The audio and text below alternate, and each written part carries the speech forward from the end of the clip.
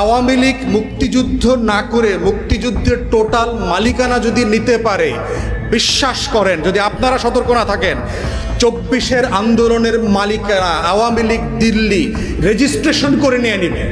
নিশ্চিত থাকেন যে আওয়ামী লীগের রাজনীতি করবার জন্য মুক্তিযুদ্ধের সপক্ষের 1400 মানুষ জীবন দিছে শুধু শেখ হাসিনাকে ফেরায় নিয়ে আসার জন্য। এই বিএনপি, জামাত, এই সেনাবাহিনী মিল্লা হেরে দেশ থেকে পাঠাই দিচ্ছে।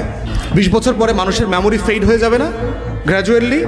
তখন এই প্রত্যেকটা শহীদ আন্দোলন ওসমান হাদির ব্যাপারে একটা চিঠি বাইর করবো যে ছাত্রলীগের ফর্ম পূরণ করছিল ওই বরিশাল কোনো এক জায়গায় ফর্ম পূরণ করে সবাই আমাদের সবার নামে দিয়ে দিবে, টিয়া প্রমাণ করে দেবে যে গণ অভ্যুত্থানটা হইছে আসলে কোটা বিরোধী ষড়যন্ত্রকারীদের বিরুদ্ধে মুক্তিযুদ্ধের সপক্ষ শক্তিকে ক্ষমতা রাখার জন্য, বাংলাদেশে মৌলবাদীর উত্থান ঠেকানোর জন্য, একটা সেকুলার লিবারাল ফোর্সকে ক্ষমতা রাখার জন্য, বাংলাদেশে অস্থিতিশীল মবের পলিটিক্স ঠেকানোর জন্য, একটা স্থিতিশীলতার রাজনীতির জন্য এই শেখ হাসিনার নেতৃত্বেই আন্দোলনটা হয়েছে।